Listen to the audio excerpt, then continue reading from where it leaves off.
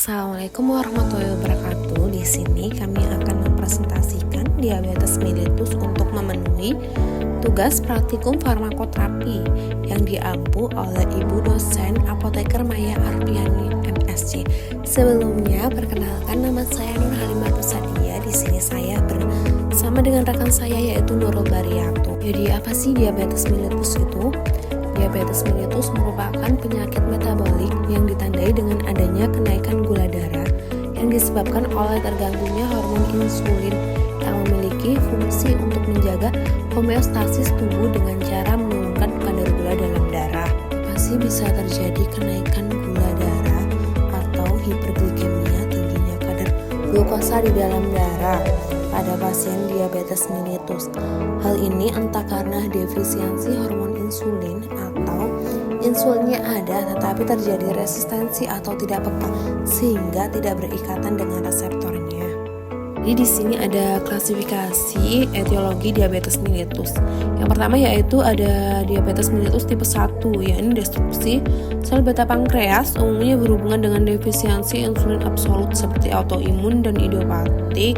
Kemudian ada diabetes mellitus tipe 2, yaitu bervariasi, mulai yang dominan resistensi insulin disertai defisiensi insulin relatif sampai yang dominan defek sekresi insulin disertai resistensi insulin. Ketiga ada diabetes mellitus gestasional.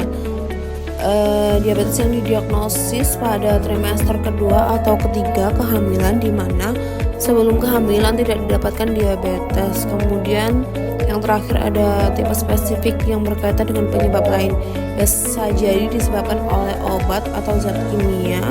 Sindroma diabetes monogenik, penyakit eksorin pada pankreas. Selanjutnya patofisiologi diabetes mellitus. Diabetes tipe 1 yaitu proses autoimun yang menyerang sel beta pankreas dan mengakibatkan berkurangnya jumlah produksi hormon insulin.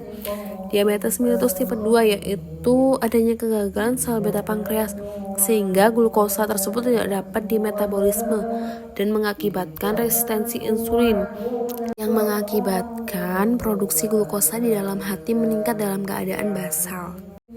Selanjutnya ada diagnosis diabetes mellitus. Biasanya ketika didiagnosis diabetes mellitus ini ditegakkan atas dasar pemeriksaan kadar glukosa darah dan pemeriksaan HbA1c. Ada tabel kadar tes lab darah untuk diagnosis diabetes dan prediabetes.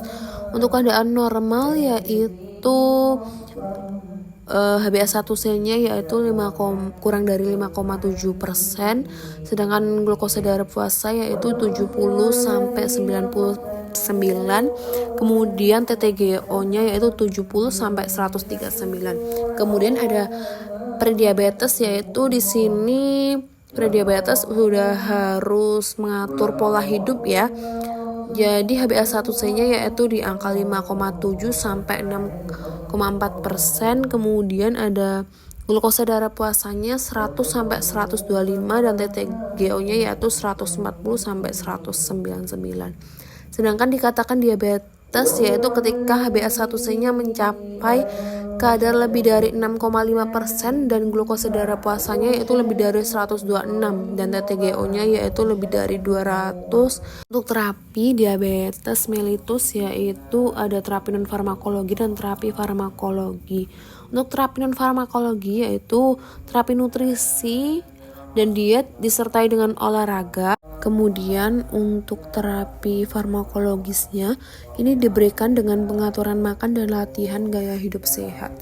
Untuk obat anti hiperglikemia oral yang pertama ada pemacu sekresi insulin yaitu golongan sulfonylurea, glinit.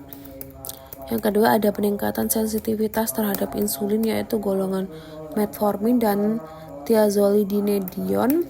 Kemudian ada penghambat alfa glukosid, penghambat enzim dipeptidyl peptidase, penghambat enzim sodium glukosa CO transfer 2. Kemudian ada obat anti hiperglikemia suntik yaitu menggunakan insulin, dan kemudian ada agonis GLP-1 atau insulin mimetik dan terapi obat kombinasi. Kemudian di sini ada algoritma terapi untuk pengobatan diabetes mellitus tipe 2.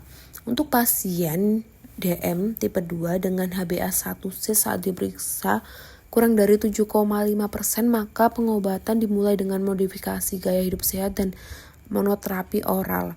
Untuk pasien dengan HbA1c saat diperiksa lebih dari 7,5% atau pasien yang sudah mendapatkan monoterapi dalam waktu 3 bulan namun tidak bisa mencapai target HbA1c yang seharusnya kurang dari 7%, maka bisa dimulai dengan terapi 2 kombinasi obat yang terdiri dari metformin atau bisa dikombinasi dengan obat lain yang memiliki mekanisme kerja berbeda. Tapi bila terdapat intoleransi terhadap metformin, maka diberikan obat lain seperti tabel pada lini pertama dan ditambah dengan obat lain yang mempunyai mekanisme kerja yang berbeda pula. Kombinasi 3 obat perlu diberikan bila sudah terapi 2 macam obat selama 3 bulan tetapi target HbA1c-nya belum mencapai 7%. Untuk pasien dengan HbA1c lebih dari 9% namun tanpa disertai dengan gejala, bisa diberikan kombinasi 2 atau 3 obat yang terdiri dari metformin, kemudian ditambah dengan obat lini kedua. Kemudian jika pasien yang telah mendapat terapi kombinasi 3 obat tetapi target HbA1c-nya selama 3 bulan itu belum mencapai target, maka harus segera dilanjutkan dengan terapi insulin. Hasil terapi yang diinginkan: level glukosa plasma dan darah lengkap serta hemoglobin terglikosilasi atau HbA1c yang diinginkan pada tabel berikut. Hemoglobin A1c menurut ADA kurang dari 7%, menurut ACE dan AACE kurang dari 6,5%. Glukosa plasma preprandial menurut ADA 90-130 mg per dl atau 5,0 sampai 7,2 mol per L. Menurut AC dan AACE kurang dari 100 mg per dl atau 6,1 mol per L. Glukosa plasma postprandial menurut ADA kurang dari 180 mg per dl atau kurang dari 10 mol per L. Menurut ACE dan AACE kurang dari 140 mg per dl atau kurang dari 7,8 mol per L. Studi kasus. Kondisi pasien diabetes tipe 1. Seorang anak perempuan bernama A berumur 15 tahun, berat badan 40 kg, datang ke instalasi gawat darurat dengan keluhan utama lemas yang memberat sejak 1 minggu sebelum masuk rumah sakit. Pasien mengalami penurunan berat badan 5 kg dalam 1 bulan. Banyak minum dan banyak berkemih. Riwayat penyakit dahulu dan keluarga diabetes disangkal. Pasien tampak sakit berat, tampak sesak, pernapasan kusmaul, kesadaran apatis, pemeriksaan fisis lain dalam batas normal. Leukosit 24.800, gula darah sewaktu 1228, pH-nya 7,139, HCO 34,6, keton urin plus 2, HbA1c lebih dari 15,0. Pasien didiagnosis sebagai KAD pada DM tipe 1. Terapi obat yang diberikan untuk diabetes tipe 1 yaitu ada insulin detemir atau merek dagangnya Levemir. Indikasinya untuk injeksi 100 unit per mili, diindikasikan untuk meningkatkan kontrol glikemik pada pasien dewasa dan anak dengan diabetes mellitus. Dosisnya sekali sehari, berikan insulin secara subkutan dengan makan malam atau sebelum tidur. Dosis 2 kali sehari, berikan subkutan dengan makan pagi dan baik dengan makan malam sebelum tidur atau 12 jam setelah dosis pagi. Selanjutnya insulin aspar atau merek dagangnya Novorapid. Indikasinya pengobatan diabetes mellitus pada dewasa, remaja, dan anak usia 1 tahun ke atas. Dosis pemakaiannya yaitu pemantauan glukosa darah dan penyesuaian dosis insulin dianjurkan untuk mencapai kontrol glikemik yang optimal. Kebutuhan insulin individu pada orang dewasa dan anak-anak biasanya antara 0,5 dan 1,0 unit per kilogram per hari. Studi kasus untuk kondisi pasien diabetes tipe 2, Tuan A berusia 45 tahun, tinggi badan 160 cm, berat badan 70 kg, dengan riwayat diabetes mellitus sejak 5 tahun yang lalu, ke dokter dengan keluhan badan lemah, pegal-pegal, kaki sering kesemutan.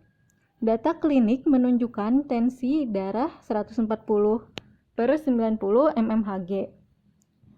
Suhunya 38 derajat Celcius. Hasil pemeriksaan laboratorium, GDP-nya 220 mg per dl, GD-nya 2 jam, PP 490 mg per dl, TGA-nya 278 mg per dl, HbA1c-nya 11%. HDL 35 mg per dl, LDL 210 mg per dl, kolesterol total 285 mg per dl. Untuk terapi obat yang diberikan pada pasien diabetes tipe 2, yaitu ada metformin 500 mg. Indikasinya terapi tambahan untuk diet dan olahraga untuk meningkatkan kontrol glikemik pada orang dewasa dengan diabetes tipe 2. Dosis awalnya 500-850 mg 1-3 kali sehari secara bertahap. Ditingkatkan dengan interval setidaknya 1 minggu atau alternatifnya 10-15 hari sesuai respon pasien. Maksimal 2.550-3.000 mg setiap hari dalam 3 dosis terbagi. Selanjutnya ada glibenclamid, indikasinya pada pasien dengan kontrol glikemik yang tidak memadai hanya dengan diet dan olahraga. Dosisnya sebagai tablet konvensional, awalnya diberikan 2,5-5 mg setiap hari. Disesuaikan dengan peningkatan 2,5 mg setiap hari dengan interval mingguan berdasarkan respon pasien. Maksimalnya 20 mg setiap hari. Dosis lebih dari 10 mg setiap hari dapat diberikan dalam 2 dosis terbagi. Sebagai tablet mikron, awalnya 1,5-3 mg setiap hari. Ditingkatkan sebanyak 1,5 mg setiap minggu berdasarkan respon pasien. Maksimalnya 12 mg setiap hari. Dosis lebih dari 6 mg setiap hari dapat diberikan dalam 2 dosis terbagi.